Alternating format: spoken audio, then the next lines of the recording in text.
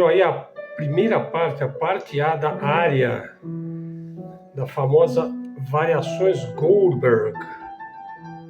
Aqui já a parte B, ó. É uma obra que se destaca aí por sua complexidade e enorme engenhosidade estrutural. Ela começa com essa sarabanda. Veja, então esta obra é uma obra-prima para instrumentos de tecla. Bach a tocava no cravo, né? Johann Sebastian Bach, o pai da música ocidental, o músico mais importante da história da música ocidental. A obra de 1741 é uma área, nós ouvimos o início da área, e um conjunto de 30 variações sobre a estrutura harmônica da área, né? Embora fosse escrita para um cravo com 2 teclados, é executada hoje em dia, e há muitos anos já, no piano. E a história dessa obra é muito interessante, né? Veja, isso vem do biógrafo de Bach, né? O Johann Nikolaus Forkel, no século XIX. Veja, a história é a seguinte: o conde de Kaiserling, que era embaixador russo na corte da Saxônia, né, ele sofria de insônia. Na Saxônia, né? Então aí ele pediu ao Bach, o Bach viajava por toda a Alemanha, tocando, compondo, regendo, ensinando, né? Ele pediu, e passou pela Saxônia, né? Ele pediu ao Bach que escrevesse para o seu cravista, veja, o cravista do conde, que era o Goldberg, né? Para ele tocar para ele, né, à noite, para ele conseguir dormir, para ele ouvir aquela música idílica, celestial. E segundo a história, ele conseguiu dormir finalmente, né? Embora essa história aí um pouco, sei lá, faz parte das lendas urbanas da história da música, né? Então, resumindo, o conde de Kaiserling, era um russo na corte da Saxônia, sofrendo de insônia, encomendou ao Bach a composição de uma obra para que o seu cravista Goldberg tocasse para ele, para que ele conseguisse dormir. Daí o nome, né? Variações Goldberg. Bom, vamos ao assunto do dia, hein? Aliás, alguns temas hoje, né? Talvez o vídeo não fique tão curto hoje, hein? A diplomacia mandou muito bem aí no atual namoro Trump-Lula, né? Que estão em lua de mel agora. Nós estamos nos preâmbulos ainda, né? Parece que vai ter um encontro, né? Bom, ao vivo, né? Entre o Lula e o Trump. Eu só espero que não seja na Casa Branca, né? Porque o Trump já tem um histórico de humilhar chefes de Estado, né? Apesar que eu acho que o Zelensky não é um chefe de Estado, né? Ele é comediante, como o próprio Trump também é comediante, né? Mas ele também humilhou lá o presidente da África do Sul e outros mais, né? Na Casa Branca, porque ali ele tira as manguinhas de fora e pensa que está no aprendiz, né? No modo aprendiz lá do show de televisão, né? Que o Roberto Justus fez aqui no Brasil, inspirado lá no homem televisivo que virou presidente dos Estados Unidos, né? Eu espero que esse encontro, acho que vai ser na Malásia, né? O encontro realmente, né? Bom, mas que ninguém se anime muito com esse encontro aí, né? Trump-Lula, né? A minha posição é a mesma de sempre. Só a China tem algo de tangível em termos de desenvolvimento para o Brasil. Os Estados Unidos podem, no máximo, aliviar a sua chantagem habitual, né? Eles aliviam na chantagem em troca de apoio comercial, porque é disso que se trata, de dinheiro, né? De apoio comercial, que significa terras raras, soja, carnes. Veja, essa puxação de saco momentânea do Trump em relação ao Brasil só tem um significado geopolítico: China. Esse é o significado geopolítico, né? Ele faz qualquer coisa, né, para a China não entrar com tudo aqui na América Latina. Isso significa entrar no Brasil, né? Por isso também ele está lá ameaçando a Venezuela para botar medo, né? Ele está no modo aí, no modo esbravejador com a Venezuela e no modo namorico com o Brasil, né? Veja, o Lula permanece sendo o melhor negociador da história do Brasil, em qualquer época. Goste-se ou não do Lula, desde os tempos em que o jovem Luiz Inácio brigava lá pelo salário, né, e pela jornada de trabalho lá do chão de fábrica no ABC Paulista, né? Veja, o Itamaraty segue fazendo gols, né? Na verdade, o preâmbulo do provável encontro de Lula e Trump foi o encontro, a química também boa entre o Mauro Vieira e o Marco Rubio, né? Nós não podemos deixar de dizer, para contragosto aí de alguns, né? Passa da hora de meter aí uns empalhaçados, né, de uma certa família aí, que vivem de torcer contra o Brasil, né? Passa da hora de afastar esse pessoal, né? Bom, o Patriarca já está preso, né? Já está condenado. Acho que preso não, está condenado. Assim, mas o Bananinha, eu acho que precisa ser caçado e preso também, né? Passa da hora isso daí, hein? Veja, eu falei do modo esbravejador na Venezuela. Os Estados Unidos na Venezuela é o seguinte, ó. Se invadir, é um atoleiro. É um atoleiro, né? E se não invadir, é um incapaz. É incapaz de invadir. Ele já não consegue intervir na América Latina, né? O modo guerra no Golfo, né? Com aviões, com bombas, com mísseis, com destruição, assim, de população civil medonha, né? Isso aí já não é mais possível de fazer em 2025, né? Veja, e a direita brasileira, vamos falar a real, é burra, cega e nu, né? É burra, cega e nu, a ponto de apoiar até hoje os Estados Unidos na guerra do Vietnã. Quer dizer, esse pessoal vive aí um fragmento, né, de uma fake, né? Ele vive no fragmento de uma fake de lendas urbanas, né? A direita brasileira, para mim, já acabou, já deu, chega.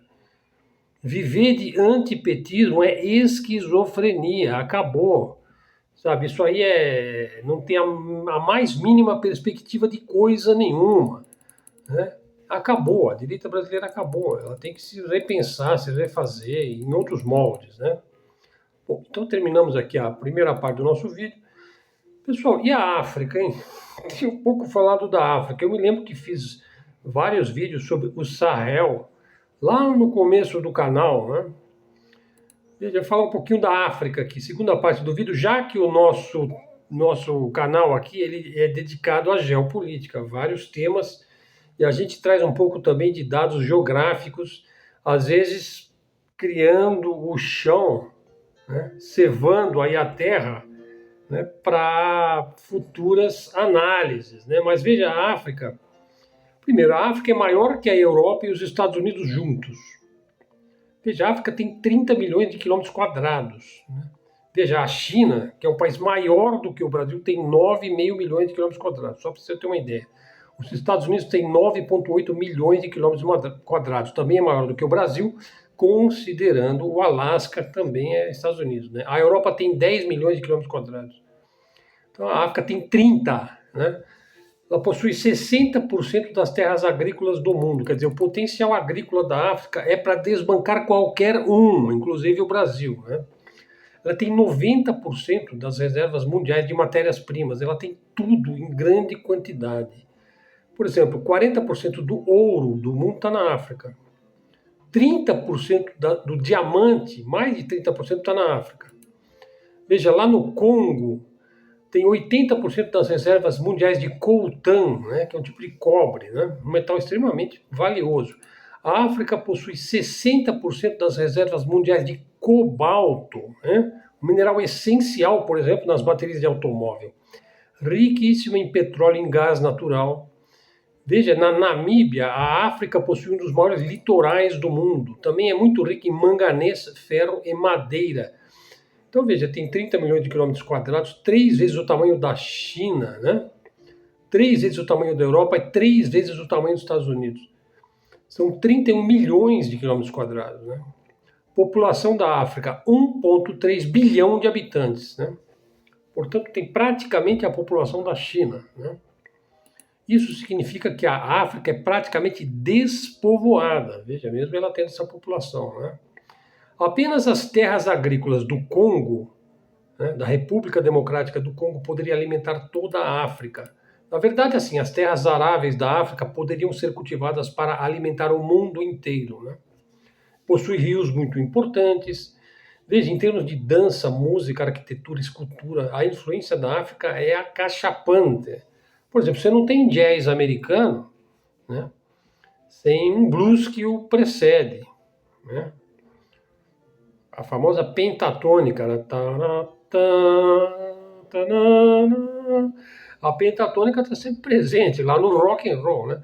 Você não tem samba brasileiro sem a percussão africana que o precede, né?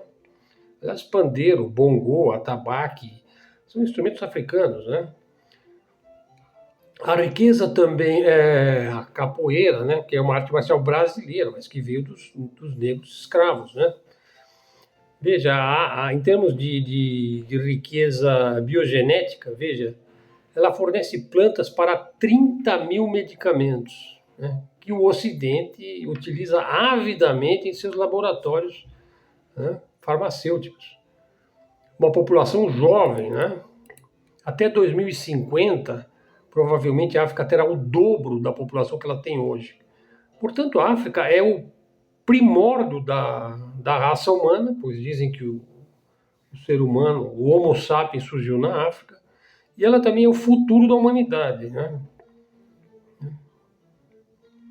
Então ela precisa assumir aí seus próprios negócios, agregar valor às suas matérias-primas, porque é um país que fornece matérias-primas, né? Seus meios de produção também, né? Bens de capital, né? E pode se tornar uma potência global, né? Esse século vai ser o século da China, mas eu acho que ainda vai existir o século da África, e mais para frente, no milênio, né? Trazer uma informação agora aqui, já a segunda parte do vídeo, segunda para a terceira, informação militar de grande importância geopolítica. Veja, Astros, o mais poderoso míssil brasileiro é atirado pela primeira vez. O lançamento marcou a primeira utilização operacional do sistema Astros, um lançador múltiplo de foguetes e mísseis de longo alcance desenvolvido pela... Atenção, quem assiste o canal Arte da Guerra vai gostar, hein? Avibras. Ponto aí para o deputado aí, Guilherme Boulos, hein? Que assumiu aí a incumbência de estatizar a Avibras. Vamos ver se isso anda, né? Na última quinta-feira, aí, dia 9, as Forças Armadas do Brasil, né, realizaram o lançamento do mais poderoso míssil nacional durante os exercícios militares realizados na Operação Atlas, a maior operação militar já realizada na história do Brasil. Você vê, praticamente passou batido, hein? Veja, o disparo foi feito aí na região da Serra do Tucano, em Roraima, na fronteira com a Guiana, lá no extremo norte brasileiro, e marcou a primeira utilização operacional do sistema Astros. Quer dizer o quê? Artillery Saturation Rocket System. Bonito, hein? Artillery Saturation Rocket System, Astro, né? Um lançador múltiplo de foguetes e mísseis de longo alcance desenvolvido pela Avibras. Veja, o sistema já é considerado o projeto mais estratégico da área militar do país. Ele pode lançar mísseis a 300 km de distância. Oferece alta mobilidade e poder de fogo à Marinha, hein, e às forças terrestres do Exército. Começou essa demonstração com um apoio aéreo, né, aproximado aí, realizado por uma aeronave A-29 Super Tucano da Força Aérea Brasileira, que forneceu a cobertura aí necessária à tropa em solo. Veja, numa ação conjugada, uma coisa rara também de se ver. Isso foi comunicado pelo Exército, né? Em seguida, viaturas blindadas do 18º Regimento de Cavalaria Mecanizado, usando os modelos Guarani, Guaicurus e Cascavel, abriram fogo com metralhadoras calibre 7.62, 50 e canhão de 90 mm, neutralizando, claro que foi uma simulação, né, astros em terreno hostil. E daí o míssil tático, a cereja do bolo, né, foi lançado, o AVTM-300, que também da Vibraz, né, como alternativa nacional de menor custo ao míssil de cruzeiro subsônico de longo alcance BGM-109, o Tomahawk. Né, o famoso Tomahawk, que ele disse que ia dar uns de presente lá para o comediante Zelensky, e no fim parece que não vai mais mandar o Tomahawk, né? Parece que o Putin deu um telefonema lá na Casa Branca, né, tal, que é esse Tomahawk aí. Então, veja só, é muito mais barato do que o caríssimo Tomahawk, né, esse Yankee, né? O AVTM-300, que é o nosso, né, ele é projetado para atingir alvos estratégicos com alta precisão. Pode ser armado com ogivas de até 200 quilos, né? Daquela coisa que explode, né? Combinando aí um sistema de navegação com giroscópio e GPS, né, que garante uma trajetória estável e precisa. Veja, a Operação Atlas, ela ocorreu aí até na primeira, nos primeiros dias aí do mês de outubro, né? Foram deslocados 10 mil militares, né, lá em Roraima e Amapá, no norte do Brasil, na fronteira com a Venezuela e a Guiana. Foi uma operação de treinamento conjunto, da qual participou, veja só, 105 organizações militares, 434 viaturas, 40 veículos blindados e 9 helicópteros. O foco ali, vamos dizer, o tema ali seria a defesa da Amazônia. Então, foi uma simulação aí, bom para quem gosta de simuladores de jogos de games, né? Simulação de cenários de combate real, utilizando essa variedade de equipamentos aí e unidades das 3 Forças Armadas. Eu acho que isso daí devia ser feito sempre, né? Todo ano, a cada estação eles deveriam fazer uma dessas, né? Veja, Lê, eu não tenho nada contra a defesa, né? Enfim, nós vivemos num mundo perigoso e você tem que defender as fronteiras, né? Além do lançamento do míssil, né, o exercício incluiu o uso de veículos blindados, aeronaves de combate, sistema de artilharia avançadas, por exemplo, como o obuseiro M109 e por aí vai, né? O Robson Farinazzo assevera: os próximos 100 anos serão chineses, né? Veja as manifestações nos Estados Unidos, em um negócio enorme, 2.700 manifestações, né? Vou focar um pouquinho no assunto da geopolítica, né? Veja, se tem algo muito escondido, é na geopolítica, né? Mas a gente sente o movimento, né? A gente tenta lançar uma luz aí no fim do túnel, né? Por exemplo, não teve dedo da Rússia e até da China lá no cessar-fogo momentâneo em Gaza? Teve dedo da Rússia ali. Vocês vejam o que eu falei, acho que no vídeo precedente, numa fala do Richard Wolff, que ele fala: a Rússia está com raiva de Israel. Eu abordei, fiquei uns 5 minutos falando desse tema. Veja, uma outra coisa aí velada, aí, vamos dizer, discreta ou secreta da geopolítica. O projeto de um túnel russo no Alasca, no Estreito de Bering. Parece que vai sair do papel, né? Quer dizer, então vai ser um túnel russo que vai facilitar o acesso da Rússia ao Alasca, que foi vendido pela Rússia. Para mim, um péssimo negócio que a Rússia fez, mas fez, né? Vendeu o Alasca para os Estados Unidos, lá em... compra esse gelo aí, compra esse bloco de gelo aí. Eu acho que não, né? Eu acho que foi um mau negócio, mas enfim, é dos Estados Unidos, né? Mas aí a Rússia vai lá e faz um túnel para melhor acessar a região. Veja, e o Trump se reaproxima de novo de Putin após a briguinha do Tomahawk aí, né? E o Xi Jinping está mexendo nas Forças Armadas da China. Está afastando ali uns... Não sei se pode falar em quinta coluna na China, mas às vezes o cara não está empenhado demais, como se espera nesse momento de tensão, né? Veja, aqui no Brasil, o Serginho deve ir para a prisão, hein? Falando do Moro, né? A direita segue derretendo, né? O Lula segue crescendo. Veja, e a defesa está na ordem do dia, hein? Veja, então vamos lá, 2.700 manifestações anti-Trump nos Estados Unidos. Ele está assim, balança, mas não cai, né? Não cai. Você vai precisar mais do que simplesmente ir na rua com uma bandeirinha anti-Trump, né? Ou pró-Palestina. Veja, porque por trás certamente estão os democratas, né? O Jorge Soros, os antifas, né, certamente estão por trás aí dessas manifestações. O movimento pró-Palestina, que eu acho que é um movimento legítimo, a indignação espontânea da classe média lesada pela medonha concentração de renda que vai em curso pelos Estados Unidos.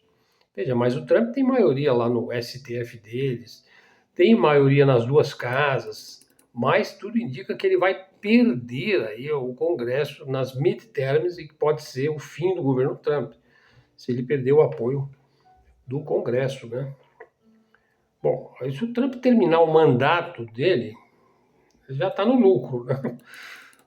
Eu vejo, bom, nem vamos falar aí sobre o modo trumpista de ser, né? Que é o morde e assopra infinito, né?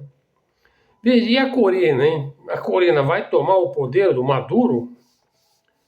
Será que o Maduro entrega? O Maduro não quer guerra, né? Ele quer negociar com a Chevron. Quem que manda mais ali? O ideologismo macartista, trumpista ou o pragmatismo dos bons negócios? E se pode fazer bom negócio com o Maduro.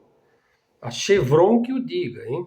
Eu acho que a Chevron ela manda mais na Casa Branca do que o próprio Trump. Se conseguir um bom acordo, a Chevron, a ExxonMobil, a família Rockefeller, né? Mas assim, a Corina é o seguinte: diz-me com quem andas e direi quem és. Né? Diz-me com quem andas e direi quem és. Em se tratando da Corina, veja, ela anda com o Obama, com o próprio Trump, né? Com o Netanyahu, ela anda com o Netanyahu, ela anda com o Milley, aí com o Bolsonaro, né? Essas são as pessoas com quem ela gosta de andar.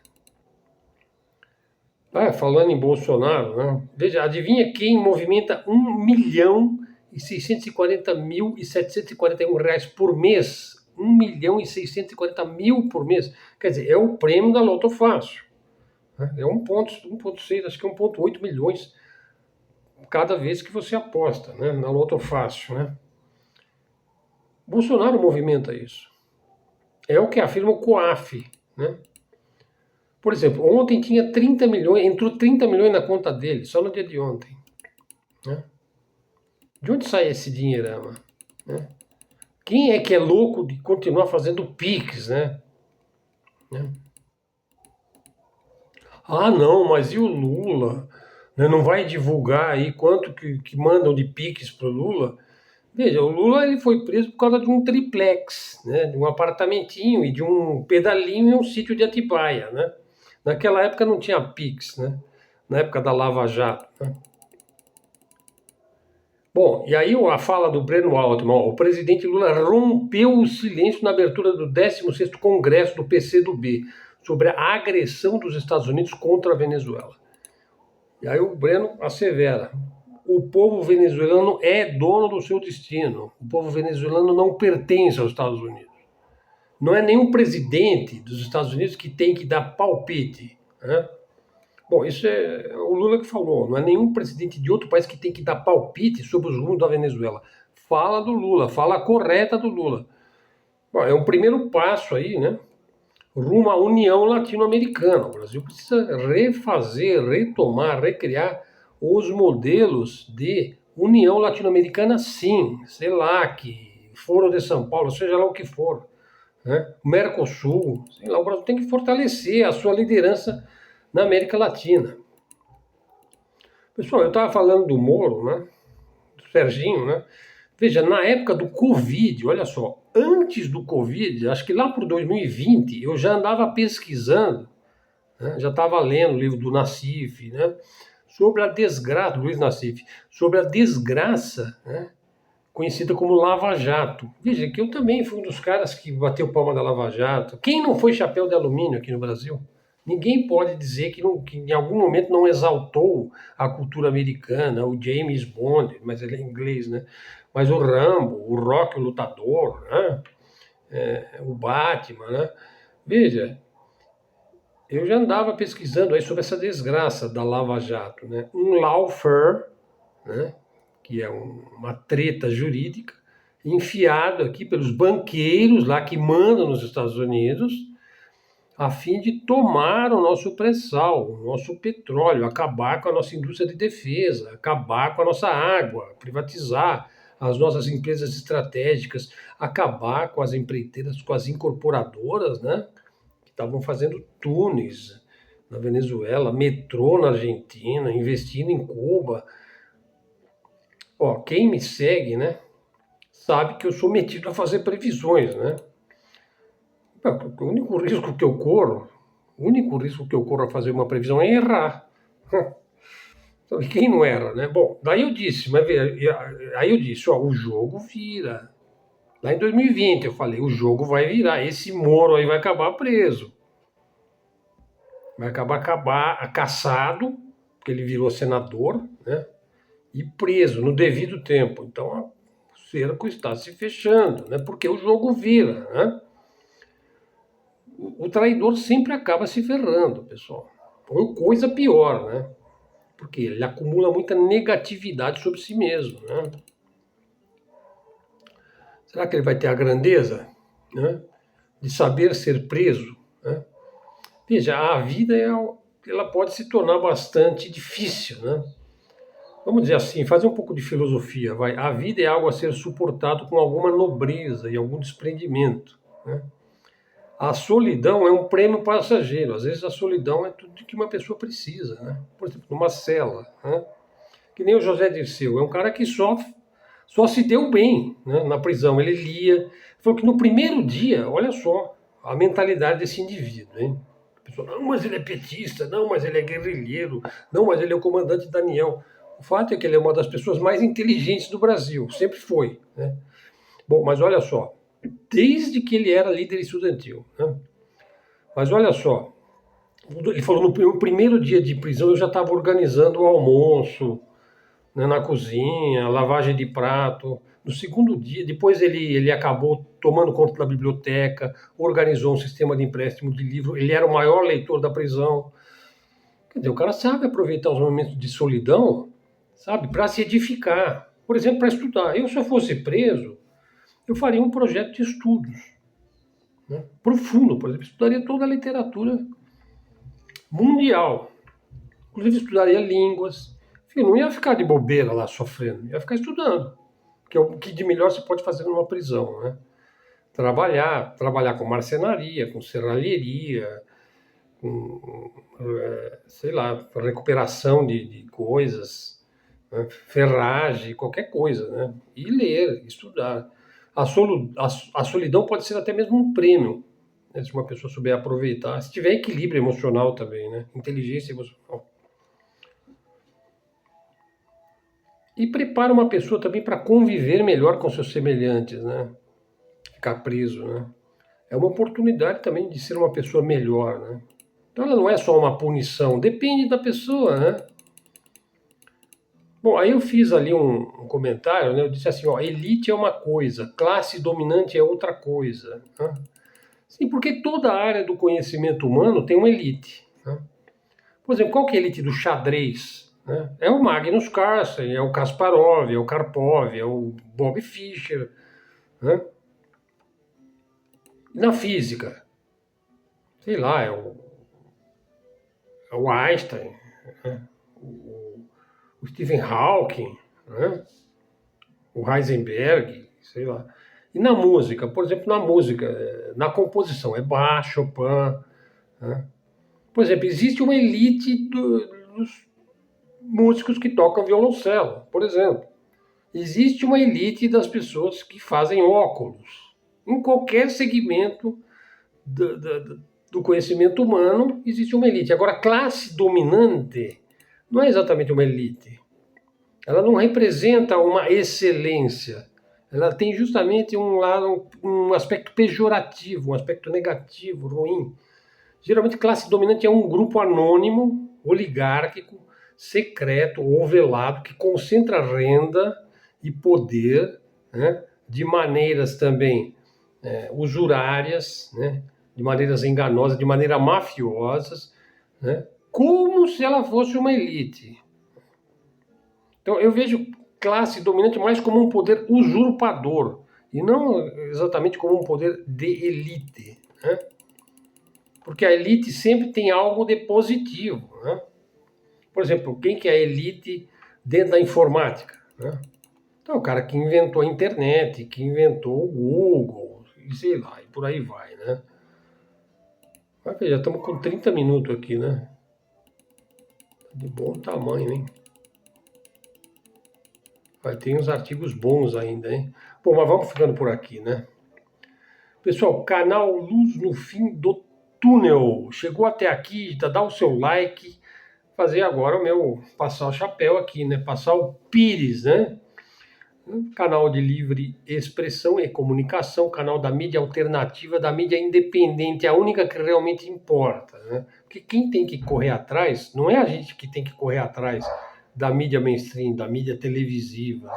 Não, eles que têm que correr atrás da gente. Porque a gente é que está trazendo a informação verdadeira para o nosso público, para os nossos seguidores, né? A gente não pode ser modesto a ponto de achar que a gente não tem importância nenhuma. Veja, se uma pessoa assistir o meu vídeo e sentir e perceber que recebeu informação verdadeira, né, e honesta e imparcial, a gente já vai estar extremamente satisfeito, né? Mas, é claro que se a gente atingir mais pessoas, quem que não fica mais feliz, né? De ter a sua voz mais, digamos, mais apreciada. Então é tudo isso que a gente espera, né? Lançar uma luz aí, né, no fim do túnel. O túnel é longo, é escuro, é pesado, é insalubre e a gente tem o dever, ou a gente considera que tem o dever, de lançar luz nesse túnel aí. Pessoal, então obrigado aí pela sua presença. Verifique se você está seguindo o canal. Se não está, já segue. Traz um amigo aqui para o nosso canal, ok? Terminar aqui com as...